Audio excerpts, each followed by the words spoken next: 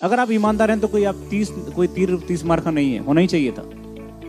अगर आप IPS officer हैं तो आपको सरकार गाड़ी देती है, बेहतरीन गाड़ी देती है, 2 ड्राइवर देती है, 2 आरटीपीसी गनर देती है, घर में काम करने के लिए लोग देती है, घर किराए का जो घर देती है, इतना बड़ा घर देती है कि इसका किराया 5-6 लाख रुपए है, घर में गार्ड देती है। आप पूरा अगर कैलकुलेशन करेंगे तो एक आईपीएस ऑफिसर पर सरकार कम से कम हर महीने 7-8 लाख रुपए खर्च करती है, 7-8 लाख रुपए।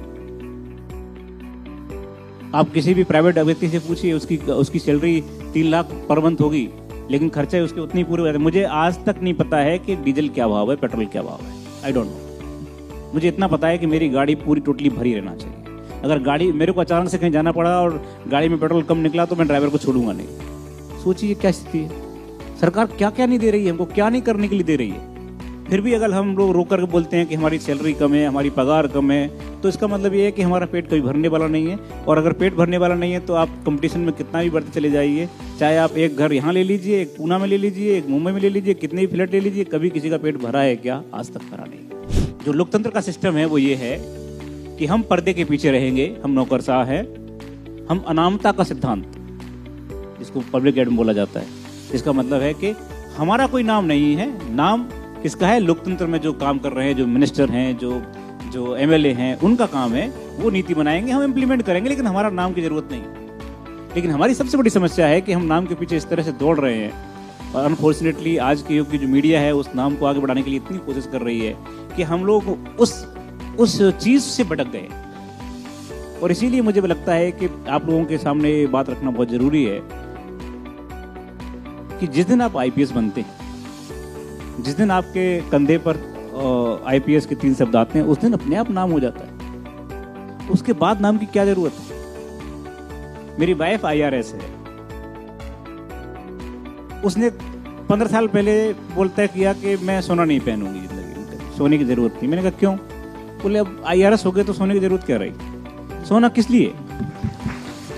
हम विशिष्ट बनने के लिए, दिखाने के लिए करते हैं ना, मेरी पहचान बनाने के लिए। पहचान बन गई ना, पहचान बनने के बाद भी हम पहचान के पीछे भागेंगे तो कब तक भागते रहेंगे?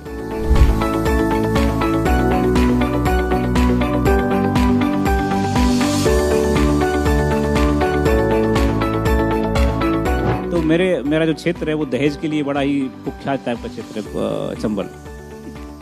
तो मेरे घर वाले बोल रहे थे कि कुछ तो मिलेगा ना, कुछ तो मिलेगा दहेज में। तो मैंने उनको बताया कि दहेज नहीं। तो उनके घर वाले बोलने लगे कि नहीं बेटा, हम दे देंगे कुछ तो भी, चिंता मत करो, ऐसा नहीं है, हम भी प्रोफेसर हैं, कुछ तो हमने भी इकट्ठा किया है लड़की के लिए।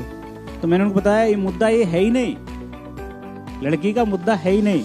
लड़की के लिए आप देंगे क्यों मुद्दा है? क्योंकि इस लड़की के एवज में अगर आपसे मैं कुछ लूंगा तो इस लड़की का अपमान है, इसके सम्मान का अपमान है। मेरी माँ बोलती है मुझे कि तुम बेवकूफ हो, आईपीएस होके भी घर नहीं बना पा रहे बड़ा वाला। हमारे बगल का थानेदार ने इतना बड़ा कोठी बनवा लिया। तो हमारा सिस्टम बेसिकली इस तरह का है। अब उस सिस्टम से लड़ने के लिए जब हम बाहर निकलते हैं तो उसमें पुलिस वाले भी ऐसे हैं जिनके पास सत्ता है, जिनके पास में ताकत है।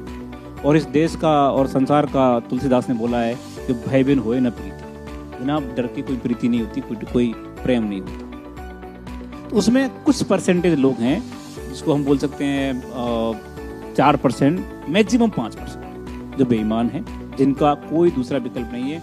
उन लोगों ने हमको बर्बाद कर दिया है, पुलिस का नाम खराब कर दिया है। 11 साल पहले जब मैंने पुलिस ज्वाइन की थी तो मेरे खानदान में कोई पुलिस में नहीं था, तब मैं भी ऐसा ही सोचता था कि पुलिस हरामखोर है। लेकिन 11 साल काम करने के बाद आज मुझे ऐसा लगता है कि अगर दुनिया में काम करने के लिए, समाज के लिए कुछ काम करने के लिए कोई संस्था है, कोई जगह है, तो सिर्फ पुलिस है।